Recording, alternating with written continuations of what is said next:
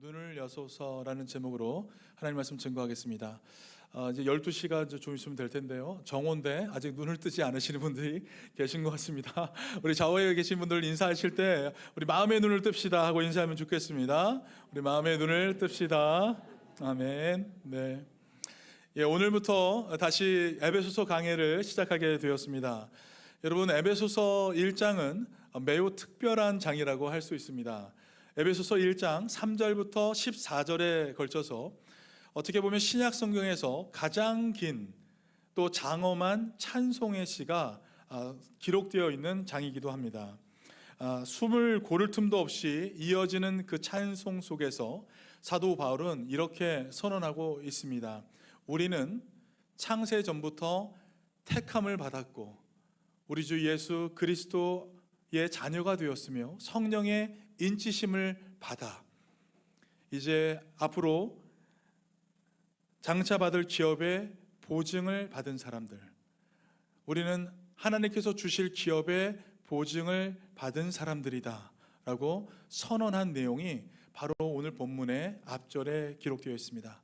말 그대로 하늘에 속한 모든 신령한 복을 이미 우리에게 주셨다라고 선언한 것입니다. 그런데 여러분, 그 장엄한 찬송이 끝난 직후에 사도 바울은 그러니 이제 우리는 다 가졌습니다. 그러니 더 이상 기도하지 않아도 됩니다 라고 말하지 않았다는 것을 주목하시기 바랍니다. 오늘 오히려 바울은 그 찬송이 끝나자마자 다시금 에베소 교회를 향해서 기도를 시작하고 있는 것을 볼 수가 있습니다. 이로 말미암아 내가 기도할 때에, 여기서 우리는 아주 중요한 믿음의 원리를 찾아볼 수 있습니다. 하나님이 이미 주셨다고 해서 우리가 그 모든 복을 자동으로 누리게 되는 것은 아니라는 사실입니다. 찬송으로 고백된 이 복은 기도를 통해서 보여져야 한다라는 것이에요. 기도를 통해 하나님 주신 복을 우리는 바라보아야 한다라는 것입니다. 그래서 오늘 본문은 우리에게 여러분들의 믿음이 더 자라나야 합니다, 신앙이 성숙해져야 합니다 라고 말하는 것이 아니라 이미 믿고 있는데 여러분 왜 여전히 보지 못하고 계십니까? 왜 여러분 보지 못하고 계십니까? 그러한 말을 오늘 본문은 해주고 있는 것입니다. 하나님을 만났고 믿었고 성도라 불리며 살아가고 있는데도 여전히 바라보지 못하는 것이 우리 중에 있다는 것입니다. 이거 좀 사도 바울은 에베소 교회를 향해서 아주 놀라운 평가를 내리고 있다는 것을 우리는 볼 수 있습니다. 우리 같이 한번 여기 한번 PPT에 떠져 있는 말씀을 읽겠습니다. 주 예수 안에서 너희 믿음과 모든 성도를 향한 사랑을 나도 듣고 라고 기록하고 있어요. 여러분, 무슨 말입니까? 에베소 교회는요, 문제가 많은 교회가 아니었다는 것입니다. 이단에 빠져 있는 교회도 아니었어요. 믿음을 저버린 교회 역시 아니었습니다. 믿음이 있었고요, 그들은 사랑도 가지고 있었습니다. 오늘날로 말하면 정말로 건강한 교회로 성장하고 있는 교회, 그들이 에베소 교회였다는 것입니다. 그런데 여러분, 바로 그 교회를 향해서 바울은 아주 강력하게 지금 기도를 드리고 있는 것을 볼 수 있습니다. 너희로 알게 하시기를 구하노라, 너희로 알게 하시기를 구하노라 라고 기도하고 있습니다. 사도 바울은 왜 이렇게 기도한 것일까요? 신앙의 여러분, 가장 위험한 상태는 어떤 상태입니까? 믿지 않은 상태가 아니에요. 신앙의 가장 위험한 상태는 이미 다 안다고 생각하는 상태입니다. 이것을 사도 바울이 지금 경계해 주고 있다는 것입니다. 이 부분을 조금 우리가 더 쉽게 이해해 볼 수 있어요. 여러분, 남자가 여자가 만나서 사랑을 하게 됩니다. 그리고 결혼을 하지요. 한 집에 살고 같은 밥을 먹고 같은 시간을 보내게 됩니다. 그런데 여러분, 결혼해 보신 분들은 다 아실 거라 생각이 됩니다.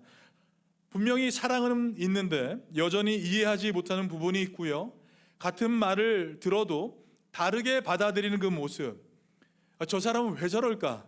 도저히 이해 안 되는 생각이 들 때가 있죠.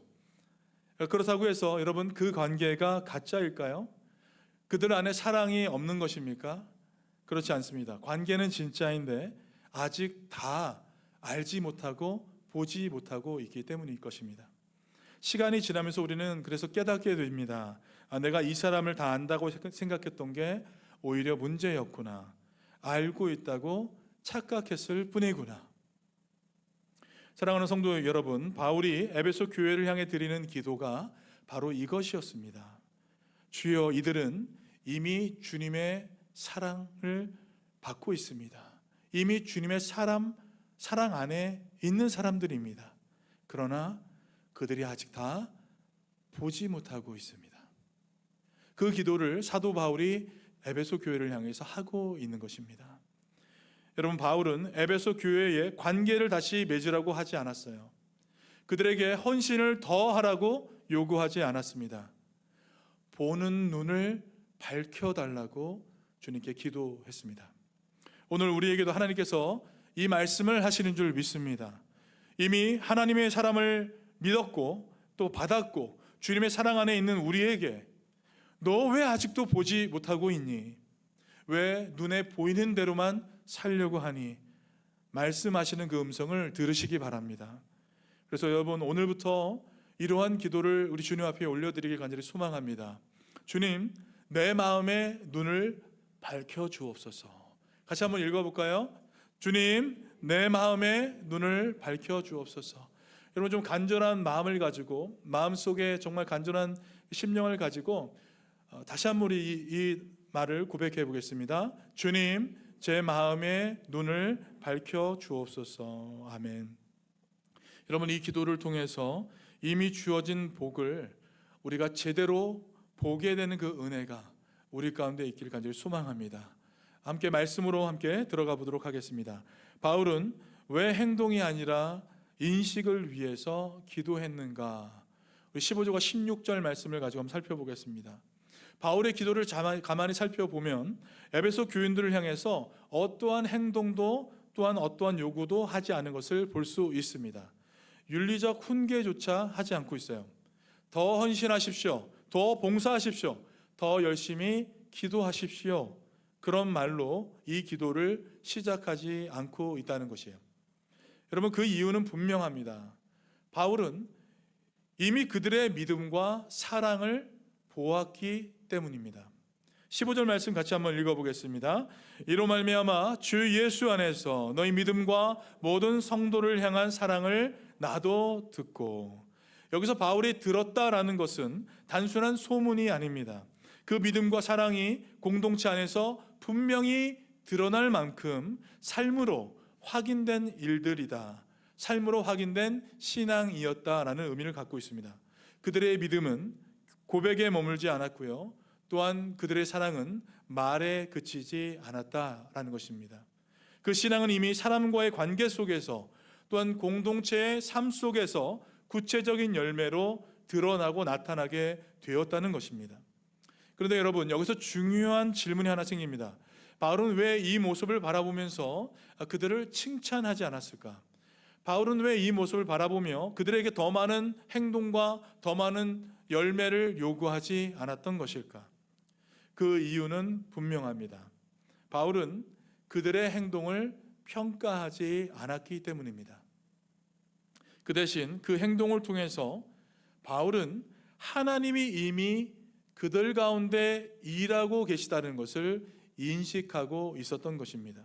16절 말씀으로 같이 한번 읽겠습니다. 내가 기도할 때에 기억하며 너희로 말미암아 그치지 아니하고. 아멘. 너희로 말미암아 감사하기를 그치지 아니했다. 바울은 그들을 평가하지 않았습니다. 대신 감사했습니다. 여러분, 이 바울의 감사는 사람을 향한 박수가 아니었어요. 사람의 열심을 높이는 말도 아니었습니다. 이 감사의 대상은 에베소 교인들이 아니라 그들 안에서 믿음과 사랑을 일으키신 하나님 그 자신이었습니다. 여기에서 우리는 그들의 행동을 바라보면서 그것을 진정으로 이끌고 있는 그 실체, 그것이 누구인지 인식하게 된 바울의 모습을 보게 되는 것입니다. 바울이 인식한 것은 겉으로 보이는 열매와 에베소 교회의 행동이 아니라 그 행동을 만들어내신 은혜의 역사였습니다. 사람의 헌신을 인간의 의지로 보지 않았고 그 뒤에서 일하고 계시는 하나님의 열매를 사도 바울이 보게 된 것입니다. 여러분, 그렇기에 바울은 행동을 고치려고 기도하지 않았습니다. 행동을 더 요구하지도 않았어요.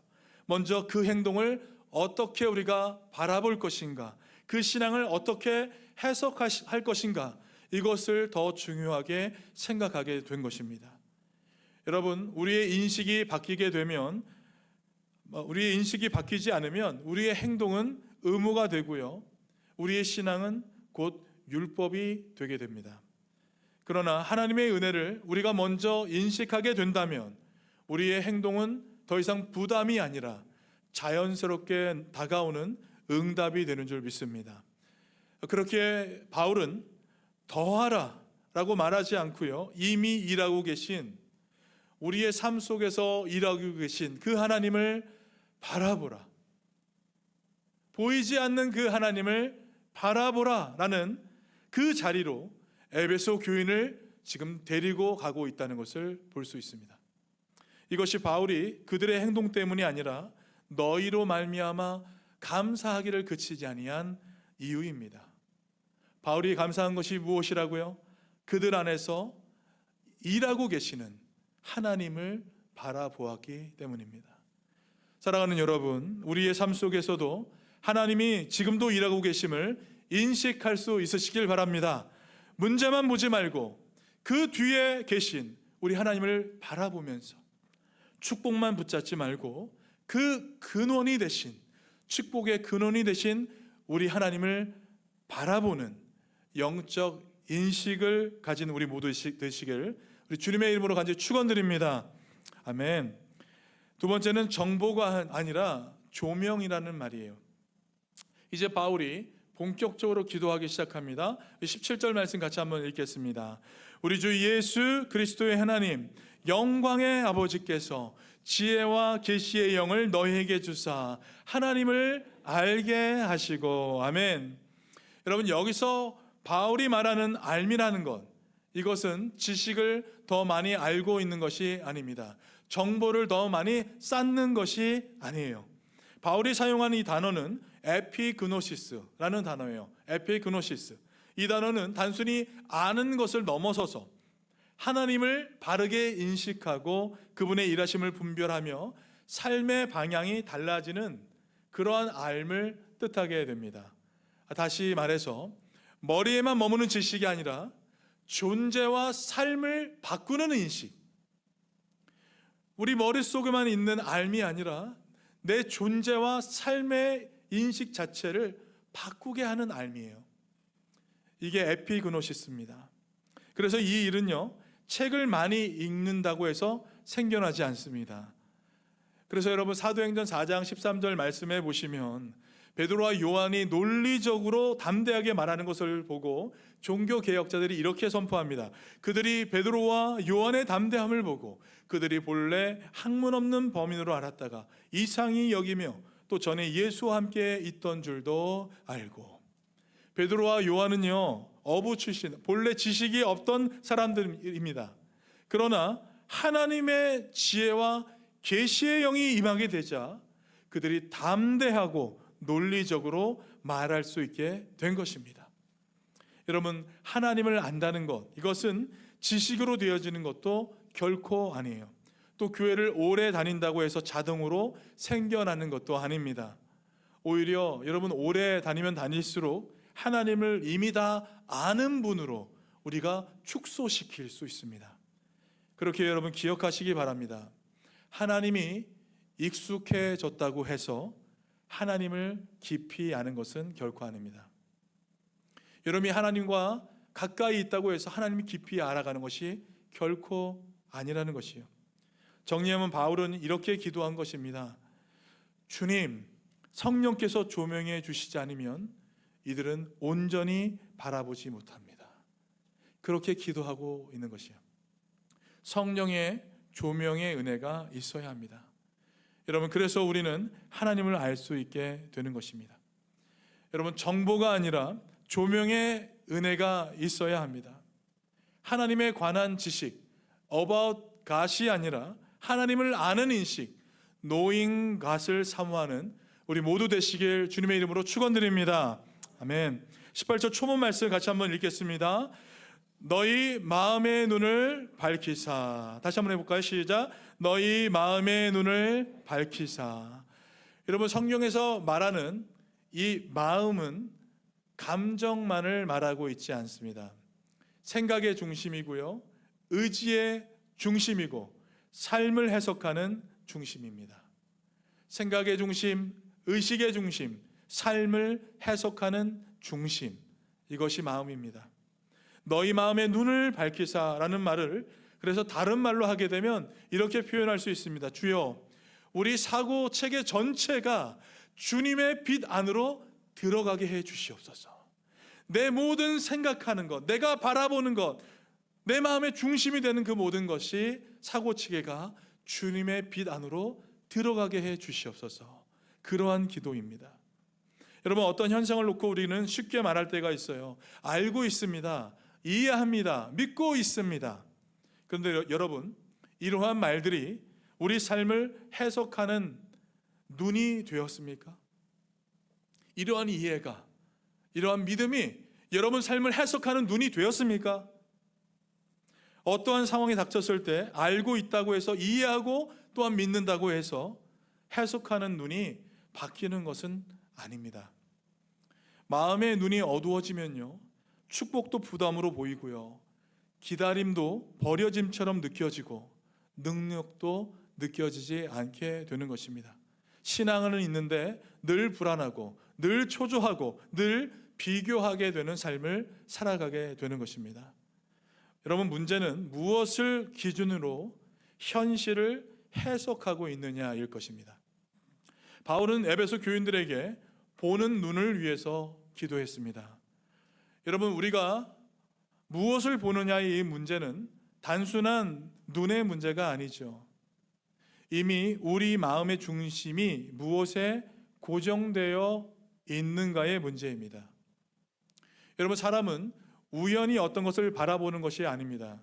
이미 마음의 중심에 두고 있는 것을 보게 됩니다. 그 사람이 좋아 보이면요, 계속 마음에 둔 좋은 마음을 가지고 그 사람을 바라봐요. 그 사람이 그냥 싫으면요, 마음에 둔 그 마음을 가지고 싫은 것만 바라봅니다. 여러분, 실제 한 실험이 있습니다. 사람들에게 농구공을 주고받는 영상을 보여주면서 이 가운데 패스가 몇 번 오가는지 한번 세어보십시오 라는 실험이었어요. 대부분의 사람들은 이 패스가 몇 번 이루어지는지 여기에 집중하느라 이 영상 한가운데를 가로지르고 있는 고릴라 분장을 한 사람을 발견하지 못합니다. 고릴라는 없었던 존재가 아니었어요. 분명히 화면 한복판을 지나갔습니다. 그러나 사람들은 보지 못했습니다. 여러분, 왜일까요? 네, 이미 다른 것을 보고 있었기 때문이죠. 이 실험이 우리에게 말해주는 것은 분명하게 하나가 있습니다. 우리는 많은 것을 감각할 수 있어요. 보고, 듣고, 느낄 수 있습니다. 그러나 여러분, 마음의 눈이 열리지 않으면 그 감각은 인식으로 이어지지 않는다는 것이에요. 그래서 여러분, 우리는 은혜를 경험하고도 하나님께로 나아가지 못할 때가 많이 있습니다. 그렇기 때문에 바울은 감각이 아니라 너희의 마음의 눈을 밝혀라, 마음의 눈을 밝히시는 하나님의 조명을 위해서 기도하게 된 것입니다. 여러분의 마음의 눈이 열리시길 우리 주님의 이름으로 간절히 축원드립니다. 하나님을 적게 보면요, 신앙은 늘 불안해집니다. 소망을 흐릿하게 보면 신앙은 언제나 기다림이 축복이 아니라 고통이 되게 됩니다.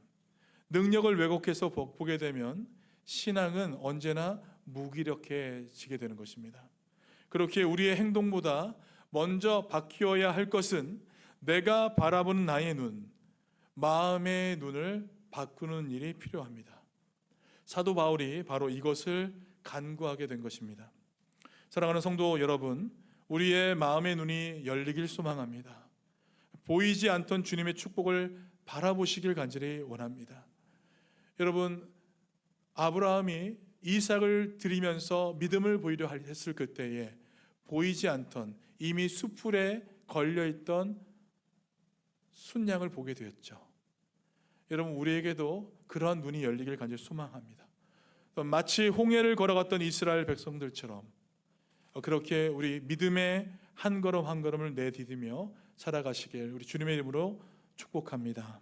마지막, 바울은 이제 마음의 눈이 열려서요, 이 성령의 조명을 통해서 반드시 알아야 할 세 가지에 대해서 설명해 주고 있습니다. 우리 18절 후반절을 같이 한번 읽겠습니다. 그의 부르심의 소망이 무엇이며 그 기업의 영광의 풍성함이 무엇이며. 첫째, 부르심의 소망입니다. 이것을 알아야 된다는 거예요.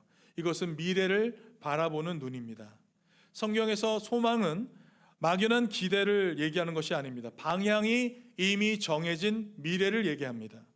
하나님이 부르셨다는 것은 우리가 여기까지 온 것이 결코 우연이 아니라는 의미를 담고 있습니다. 그러나 마음의 눈이 어두워지게 되면 여러분, 부르심은 사라지게 되고 현재의 무게만 남게 되는 것입니다. 그래서 하나님께 원망하듯 말을 하게 됩니다. 언제까지 이렇게 살아야 할까요? 주님, 왜 저는 언제나 제자리입니까? 여러분, 그러나 기억하시기 바랍니다. 부르심의 소망을 잃은 신앙은 현재를 견디지 못하게 됩니다. 그렇게 우리는 이 부르심의 소망을 붙들어야 할 줄 믿습니다. 부르심의 소망을 붙든 신앙은 미래를 향해 걸어갈 수 있는 눈을 갖게 된다는 것을 여러분 기억하시기 바랍니다. 둘째는 성도 안에서 기업의 영광을 기억하라는 거예요. 기업의 영광이 있다는 것을 기억하라. 이것은 정체성의 재정의를 의미합니다. 여러분, 기업은 내가 쟁취해서 얻을 수 있는 것이 아닙니다. 이미 약속된 소속의 미래입니다. 바울은 이 편지 전체를 통틀어서 우리가 하나님의 상속자라는 정체성을 분명하게 말해주고 있습니다. 그런데 이 기업은 혼자 누리는 것이 아니다라는 것을 볼 수 있어요. 이것이 중요합니다. 어디 안에서 누릴 수 있습니까? 성도 안에서, 공동체 안에서 기업의 영광을 누리게 되는 것입니다. 나만 잘 되면 되겠지라는 이 개인주의적인 신앙에 대한 강력한 도전이라고 말할 수 있습니다. 여러분, 하나님은 함께 누릴 영광을 약속하시면서 성도 안에서, 공동체 안에서, 교회 안에서 우리를 부르시는 줄 믿습니다. 마지막 세 번째는 믿는 자에게 향한 능력의 지극히 크심을 알아라라는 것이에요. 오늘을 살아가는 힘입니다. 19절 말씀 우리 같이 한번 읽어보겠습니다. 그의 힘의 위력으로 역사하심을 따라 믿는 우리에게 베푸신 능력의 지극히 크심이 어떠한 것을 너희로 알게 하시기를 구하노라. 아멘.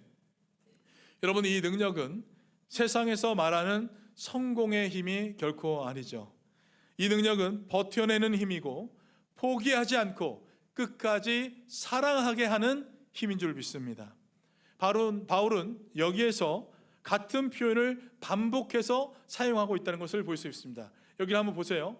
힘, 위력, 역사하심, 능력, 같은 의미의 단어를 반복해서 사용하고 있습니다. 왜냐하면 에베소서는 수많은 가짜 능력들이 난무했던 도시였기 때문입니다.